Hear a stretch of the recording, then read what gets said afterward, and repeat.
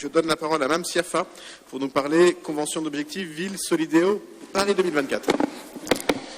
Merci, Monsieur le maire.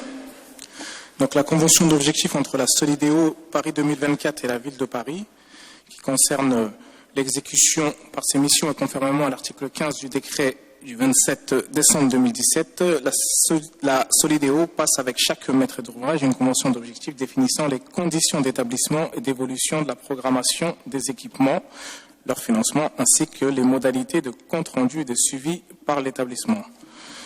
Lors de ce conseil d'administration de la Solidéo du 22 mars, une liste de sites dédiés aux entraînements et de disciplines olympiques et paralympiques a été approuvée. 4 sites sous la maîtrise d'ouvrage d'Arves de la ville de Paris, et notamment en ce qui concerne le 18e arrondissement, il s'agit du centre sportif Bertrand Dauvin et du centre sportif des Poissonniers. Au vu de ces éléments, l'objectif est donc d'autoriser la maire de Paris à déposer toutes les demandes d'autorisation d'urbanisme nécessaires à la rénovation des 10 centres sportifs, donc le centre sportif Bertrand Dauvin ainsi que le centre sportif des Poissonniers. La demande de subvention est proposée afin de bien vouloir autoriser à solliciter les subventions, les aides de toute nature auprès de l'État, des collectivités territoriales, de toute autre entité publique ou privée, nationale ou internationale, afin de contribuer au financement de la réalisation des travaux de rénovation envisagés sur les sites d'entraînement précités. Merci beaucoup. 2 pierres supplémentaires à l'héritage des Jeux dans le 18e. Alors, Rudolf Granier voulait dire un mot. Et je ne vois pas d'autres demandes d'inscription. Rudolf Granier. Merci, Monsieur le maire. Ce qui est constaté à travers cette délibération, c'est que, au-delà d'Anne Hidalgo qui finance Anne Hidalgo sur 4 sites, dont 2 dans le 18e, le reste à charge pour la ville est très élevé. Ce qui amène un plan de financement assez bancal, notamment quand on rappelle les précédentes délibérations où le sponsoring a été refusé, notamment au niveau total, où on sait qu'Air France, les tractations ou les discussions sont actuellement totalement gelées. J'ai peur que malheureusement ce ne soit pas très positif et que l'enveloppe partenaire du coup évaluée à plus d'1 milliard se réduise comme neige au soleil. On sait que des dépassements de budget quasi systématiques sont très probables. L'opération par exemple du centre aquatique à Saint-Denis, l'équipement phare du projet de Paris 2024, a déjà subi un dépassement de budget de quasiment 60 millions d'euros. Écoutez, on est dans une construction financière qui nous paraît quand même très incertaine, qui est faite un peu au doigt mouillé. Donc du coup, je proposerai l'abstention pour le groupe sur cette délibération. Merci. Merci. Est-ce qu'il y a d'autres demandes de prise de parole? J'en vois pas. Je vais peut-être dire un mot néanmoins. On est là dans la construction du sujet essentiel pour le 18e, qui est l'héritage des Jeux. À quoi ça sert de faire les Jeux Olympiques de Paris 2024 pour le 18e arrondissement? Alors ça sert bien sûr en matière d'équipement, l'Arena, qui va être le seul équipement de dimension internationale qui va être créé intramuros pour les Jeux, et ça sert aussi pour le sport de proximité, sujet sur lequel Mme Siafa est évidemment très engagée. Et pour soutenir le sport de proximité, la rénovation de 2 équipements sportifs qui le nécessitent est une opportunité que nous avons su saisir. Et moi, je suis très fier et très heureux que nous ayons pu travailler avec la Solidéo, avec l'ensemble de l'équipe Paris 2024, à faire en sorte que, dans le 18e arrondissement de Paris, dans 2 sites sportifs que les habitants du 18e connaissent bien, il y ait aussi, alors pas des compétitions, il faut être très clair, mais des équipes qui viennent s'entraîner. Et ces rénovations-là, on en bénéficiera non seulement en 2024, mais en 2025, 2026, 2027 et tout le reste du temps.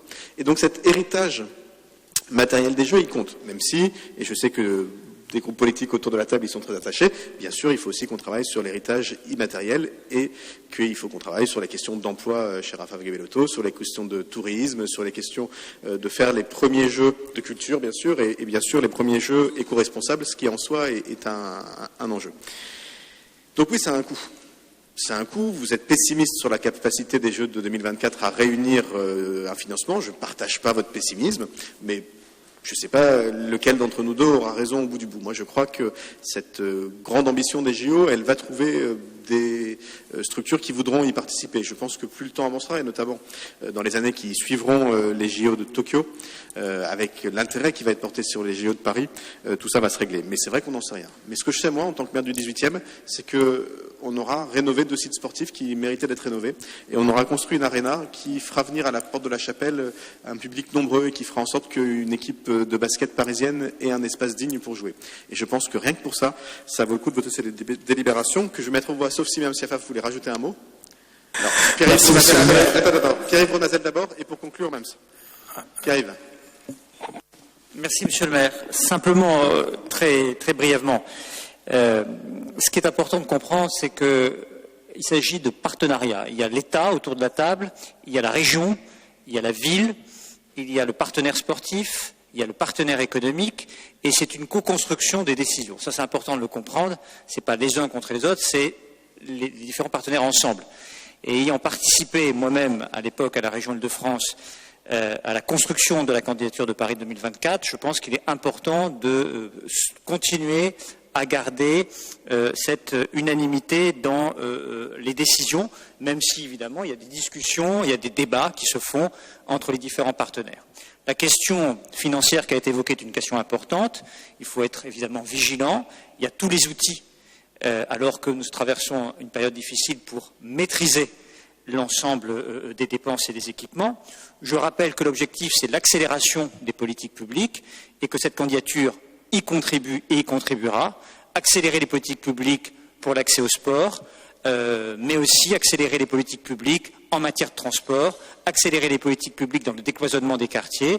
Et il y aura encore beaucoup à dire et à faire, évidemment, mais il était très important de garder le cap dans des circonstances difficiles pour que Paris puisse accueillir dans de bonnes conditions les Jeux écologiques, olympiques et paralympiques de 2024.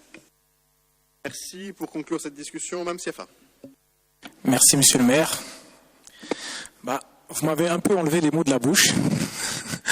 Je tenais en tout cas à saluer l'équipe municipale précédente dans son ensemble, qui a voté et qui a fait en sorte que le 18e arrondissement puisse accueillir à la fois ces sites au sein de son arrondissement, et qu'aujourd'hui c'est une grande chance pour les sportifs et les jeunes acteurs qui pratiquent du sport dans le 18e arrondissement de voir que le centre sportif Bertrand Dauvin et que le centre des Poissonniers rénové. Et j'irai même plus loin, je demanderai à l'ensemble de l'équipe municipale, y compris nos collègues de l'opposition, de faire en sorte qu'on ait un terrain compétitif, notamment au stade de la Porte des Poissonniers, pour pouvoir accueillir des compétitions de type régional ou de type N3. Merci. Appel entendu et bien légitime. Je vais donc... Alors, Monsieur Granier, un mot, et puis ensuite on passe au vote. Tout le monde peut... Excusez-moi. Il est évident que le sens de mes propos n'était pas d'opposer les constructions dans le 17e, le 18 ou le 19e.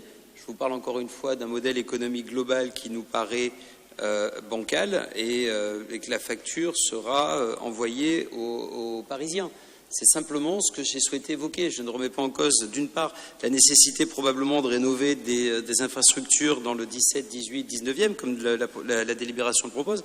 Simplement, je vous fais part d'une forme d'optimisme de votre côté et une probable raison de notre côté sur un dérapage budgétaire qui risque d'être très violent. Et encore une fois, on l'a vu à chaque fois, les factures dérapent. C'est déjà le cas à Saint-Denis. Je parle des JO, je ne parle pas du 18e, je ne parle pas d'autre chose. Et simplement, ça risque de continuer de façon très, très conséquente. Non seulement je ne partage pas votre pessimisme, mais on va conclure ce débat. On fait des dépenses, d'ailleurs on verra bien dans quelles conditions, qui servent aux Parisiens. Et de toute façon, il faut rénover ces équipements sportifs. On a la chance de le faire dans le cadre des JO, c'est-à-dire plus rapidement que ce qu'on imaginait. Et comme l'a très bien rappelé Pierre-Yves Bournazel, avec plus de partenaires, je pense que c'est de la bonne gestion d'en profiter, de faire en sorte que nous puissions bénéficier pour des travaux qui, de toute façon, à un moment ou à un autre, devraient avoir lieu de cette dynamique des JO. Et donc, qui ait raison sur l'avenir, votre pessimisme ou mon optimisme, de toute façon, pour ce qui est des centres sportifs du 18e, c'est une bonne affaire. Alors, je vais mettre au voie la SG3. Qui est pour? Qui est contre? Qui s'abstient? Elle est adoptée.